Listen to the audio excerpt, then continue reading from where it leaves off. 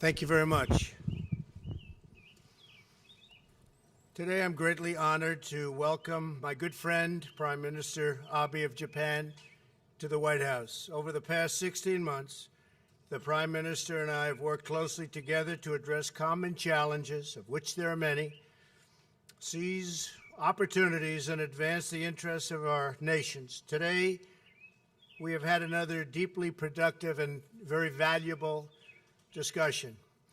We have developed not only a strong working relationship over the last year and a half, specifically 503 days, but a great personal friendship. I was honored by the tremendous hospitality the Prime Minister showed me when the American delegation went to Japan last year. It was really something very special. And we had the Prime Minister and Mrs. Abe as our guest at Mar-a-Lago in Palm Beach. The steadfast alliance between Japan and the United States is an enduring force of peace and stability in the Pacific region and around the world. From the beginning of my administration, the Prime Minister and I have been working to expand our cooperation in a range of areas, including defense and commerce, which is what we discussed today, as I prepare to meet next week with Kim Jong Un. And I want to bring up the fact that the Prime Minister and also President Moon of South Korea were extremely helpful, cooperative, and they'd like to see something happen. Be great for North Korea, South Korea, be great for Japan, the United States, and the world. Our partnership has been invaluable in reaching this important moment, and we will continue to be in very close communication in the weeks ahead, including the issue of Japanese abductees, which I know is of great personal importance to Prime Minister Abe. I hope the upcoming meeting in Singapore represents the beginning of a bright new future for North Korea, and indeed a bright new future for the world. The denuclearization of the Korean peninsula would usher in a new era of prosperity, security, and peace for all Koreans, North and South, and for people everywhere. Prime Minister Abe and I are also working to improve the trading relationship between the United States and Japan, something we have to do. The United States seeks a bilateral deal with Japan that is based on the principle of fairness and reciprocity. We're working hard to reduce our trade imbalance, which is very substantial, remove barriers to U.S. exports, and to achieve a fair and mutually beneficial economic partnership. And we're on our way. The Prime Minister was telling us just moments ago that they're buying billions and billions of dollars of additional products of all kinds, military jets, airliners from Boeing, lots of farm products. We're going to be doing a lot more business with Japan, which is what everybody wants to see. There has never been a better time to invest in the United States. Thanks to our massive tax cuts, historic deregulation, a strong trade policy, which has just really begun, because I will tell you over the years it has been an extraordinarily weak trade policy, the opening of American energy, and a return to the rule of law, our economy is absolutely booming, best it's ever been. Unemployment is at the lowest level in nearly half a century. And for African American and Hispanic American workers, unemployment has reached its lowest level ever recorded.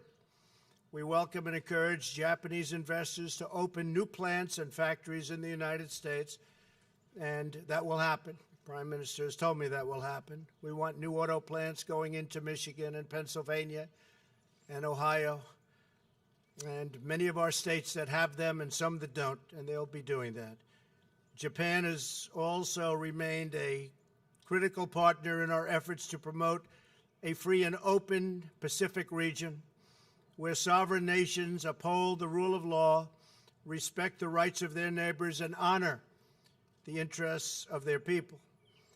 These core principles allow diverse nations to thrive and prosper all together in one beautiful, peaceful atmosphere. We're all happy about it. It's what's happening now. Prime Minister Abe, it is a true privilege to work with you. You've become my great friend. I want to thank you for being here at the White House for our meetings today, so productive. I'm also very proud to say that the bonds between our nations are stronger than ever before, and I know that together we can unlock incredible new opportunities, achieve remarkable new prosperity, and ensure the safety and security of our citizens for a very, very long time to come. And that's what we intend to do. Thank you very much. Thank you, Mr. Prime Minister.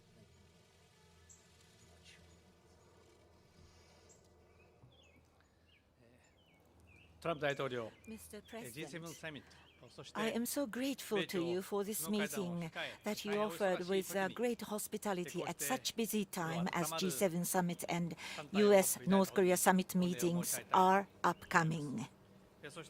I also would like to express my appreciation to the people of the United States for always warmly welcoming us as your ally.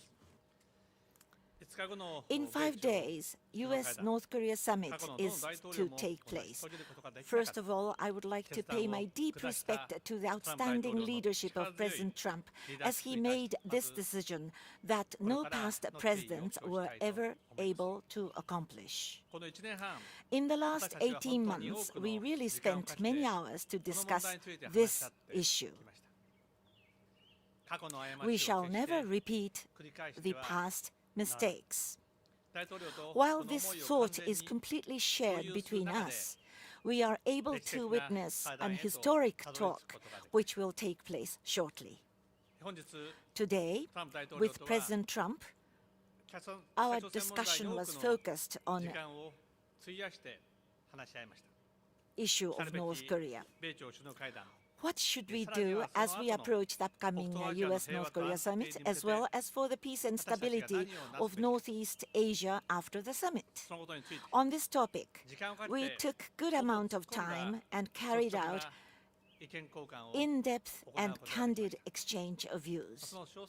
I'm not able to talk about the details of what we discussed, but one thing I can say is that Japan and the United States are always together. I strongly hope that this historic summit in Singapore be a resounding success. There is a beautiful port town, Niigata, facing the Sea of Japan. A mere 13-year-old girl living there was abducted by North Korea. 45 years have passed since then, during which time family members single-mindedly prayed for her return and kept on waiting. The parents became old. Remaining time is slipping away. It is the long-held desire of the Japanese people to have her and all of the abductees come home so that the parents, while they are healthy, can embrace the girl and other abductees again in their arms. Of course, I wish to directly face North Korea and talk with them so that abduction problem be resolved quickly. To this end, I am determined to take all possible means. On behalf of the citizens of Japan, I would like to thank President Trump and the people of the United States for their understanding and support toward the resolution of the abduction issue.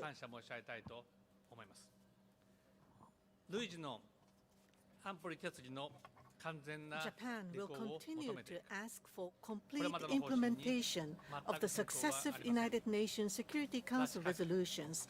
There is no change at all for Japan's policy to seek comprehensive solution of the abduction, nuclear and missile programs, and to realize real peace in the Northeast Asia. This is what Japan strongly hopes for. Now, a major step forward is about to be taken. Donald, President Trump, you are about to make a new history. Not only Japan, But the whole international community is strongly looking forward for the United States-North Korea summit to open doors toward peace and stability of the Northeast Asia. North Korea abounds with rich natural resources. North Korea has a diligent workforce. If North Korea is willing to take steps toward the right direction, North Korea can see a bright future ahead for itself. Japan, based on the Japan-North Korea Pyongyang Declaration, is prepared to settle the unfortunate past, to normalize our diplomatic relations, and to provide economic cooperation. Japan wishes to play the role as much as possible. Donald, I value highly your strong commitment to world peace and prosperity. In closing, I wish to add that Japan stands ready to make every effort to assist you for the success of U.S.-North Korea summit. Thank you. Appreciate it. So we'll take a few questions, if we can start. John Roberts, go ahead.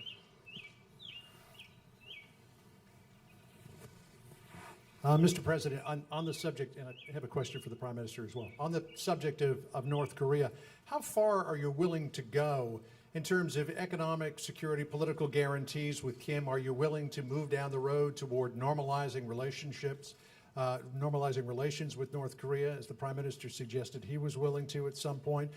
You teased us as well out on the South Lawn here last week. You said that you might sign a peace deal to end the war. Where are you with that? And what was in the letter? Well, the letter was just a greeting. It was really very nice. Perhaps I can get approval to put it out. It was really a very warm letter, a very nice letter. I appreciated it very much.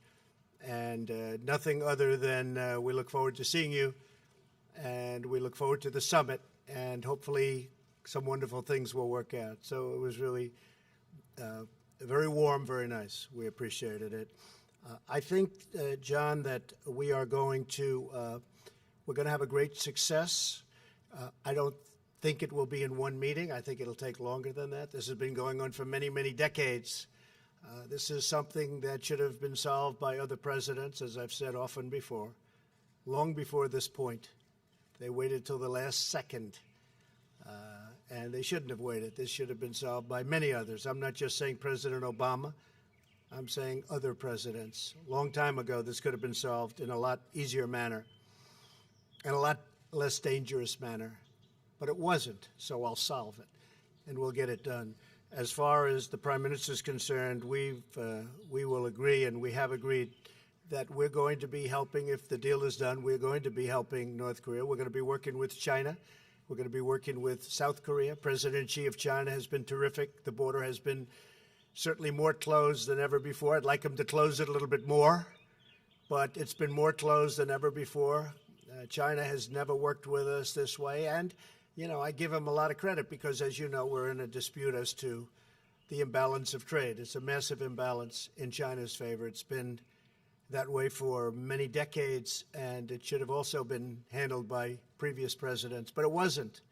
So we'll handle that too. But I give President Xi tremendous credit, and I give President Moon tremendous credit. He really would like to see something happen.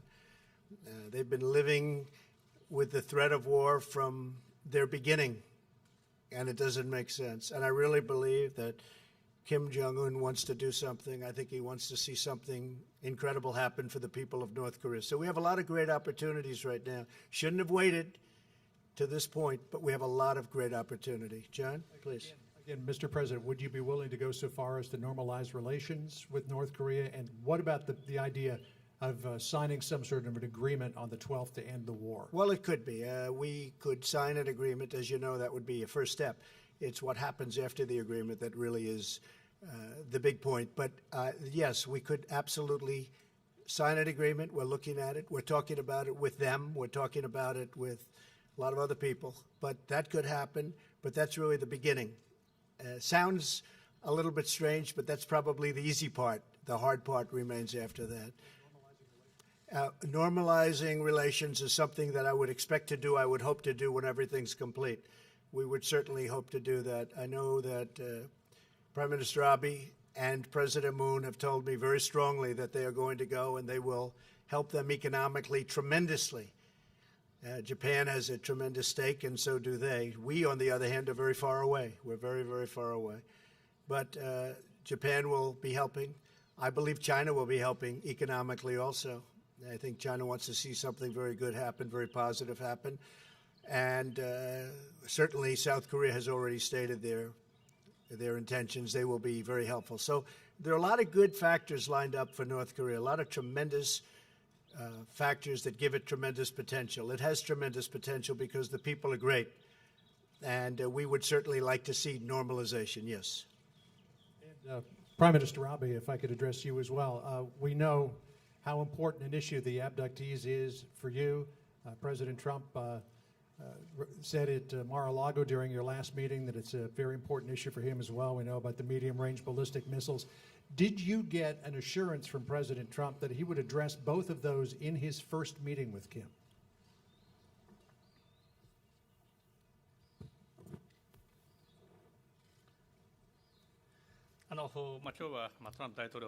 Today, we had long hours of discussion with President Trump, good amount of discussion. On the issue of abduction, I was able to have a detailed discussion, and I think President Trump fully understands the situation. He supports the position of Japan. Last year, President Trump visited Japan. On that occasion, he met with the families of abductees. I told you about the 13-year-old girl abducted. The mother of this girl met with President Trump, and very seriously he intently listened to the voices and views of the family members. So President Trump, amongst the world leaders, I think he is one of the leaders who understands the issue the most, the greatest. So at the upcoming summit, the importance of abduction would be explained to Mr. Kim Jong Un. What about the medium-range missiles?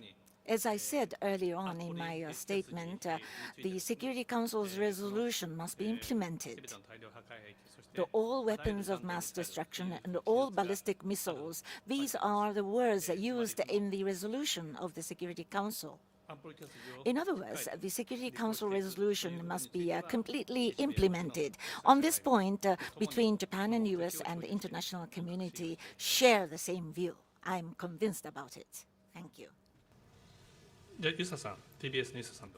Mr. Yoshino of TBS, please. Next question, please.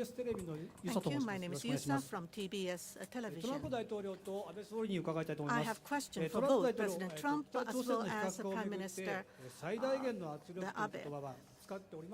You have not used the language of applying the largest pressure on North Korea, but are you continuing with the sanction? And the denuclearization, you will be asking for that. And what is the deadline for the denuclearization? And my question to Prime Minister is how to apply pressure to North Korea and the tone of the language. Are you in full agreement, complete agreement with the United States? President Trump has stated that we are implementing sanctions, and those sanctions are very strong sanctions. He also stated that until North Korea takes the action, the sanctions will not be lifted. And Japan is in full agreement, and Japan's position is perfectly in alignment with the United States. And in our summit meeting this time, we had in-depth discussion with President Trump as to how we should respond to North Korea. And as for the future policy on North Korea, inclusive of the U.S.-North Korea summit meeting, we had detailed coordination aligning our positions. As I have already mentioned, Japan and the United States are always together. Japan and the United States will be in full alignment to seek success for the historic U.S.-North Korea summit meeting in Singapore. Yes, thank you very much. Maximum pressure is absolutely in effect. We don't use the term anymore because we're going into a friendly negotiation. Perhaps after that negotiation, I will be using it again. You'll know how well we do in the negotiation. If you hear me saying we're going to use maximum pressure, you'll know the negotiation did not do well, frankly. There's no reason to say it. We, in the meantime, haven't removed any sanctions. We have a list of over 300 massive, in some cases, sanctions to put on North Korea, and I've decided to hold that until we can make a deal, because I really believe there's a potential to make a deal, and I just don't think it's nice going in under those circumstances. But yes, the campaign hasn't changed. China has continued to hold the border. We, again, would like them to do more in that sense, but they've been really good, and the president has been very good. But maximum sanction is there. We are leaving all of the existing sanctions on. We have many, many sanctions to go, but I don't want to use them unless it's necessary. And I don't think it will be necessary, but we will soon know. Okay? Thank you. Sager Njeti. Where's Sager? Daily Caller. Thank you, Mr. President. I have a question for the Prime Minister as well. Mr. President, under what, you've said repeatedly that you are willing to walk away from the negotiations if they don't do well. Under what exact conditions would you be walking away from that summit? And if the summit does go well, will you be inviting North Korean leader Kim Jong Un to the United States? Well, the answer is yes to the second part of your question, but certainly if it goes well. And I think it would be well received. I think he would look at it very favorably, so I think that could happen. All I can say is I am totally prepared to walk away. I did it once before. You have to be able to walk away. If you're not going to be able to walk away, we didn't walk away from the horrible Iran deal that was signed. And if you look at what's happened since I signed that deal, Iran, and in all fairness, I say it with great respect for the people of Iran, but Iran is acting a lot differently. They're no longer looking so much to the Mediterranean. They're no longer looking so much to what's going on in Syria, what's going on in Yemen, and lots of other places. They're a much different country over the last 3 months. And again, I say that with hope that maybe something can happen. But when you mention sanctions, we're putting sanctions on Iran, the likes of which nobody has ever seen before, including, frankly, North Korea. That would have been the next phase if we did it or find it necessary to do. But nuclear to me is always first, and we're going to be fine with respect to Iran.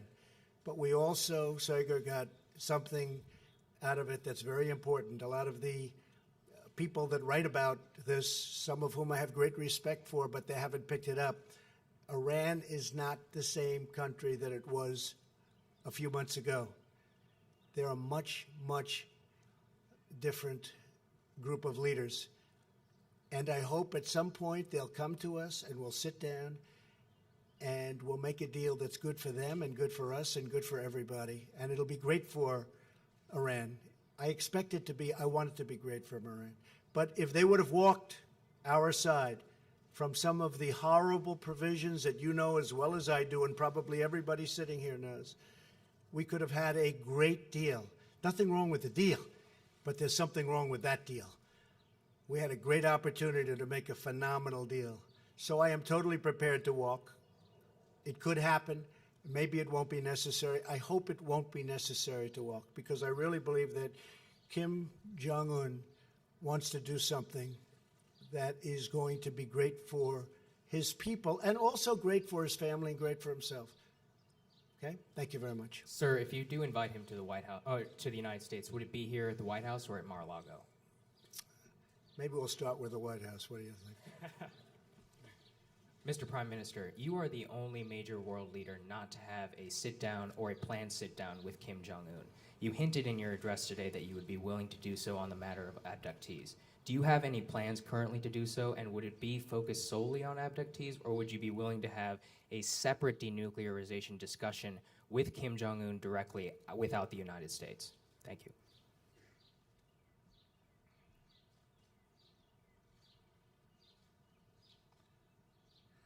Of course, on the issue of abduction, we have to resolve this problem. With Abe administration, this is of the highest priority. And if anything contributes to that resolution, if the talk leads to the solution of the problem between US and North Korea or between Japan and North Korea, the meetings we wish to have on the issue of abduction in the final analysis, Chairman Kim Jong Un and between me, between Japan and North Korea, the problem has to be solved. Of course, Japan, for Japan, missile issue and nuclear issue, very important. Nuclear issue, missile issue, regarding these issues, at the US and North Korea summit meeting, first and foremost, I'm hopeful for the progress. And then on the issue of abduction, we will liaise, we will collaborate with the US and the international community, and Japan ourselves must talk directly with North Korea in the final analysis. I am determined about that.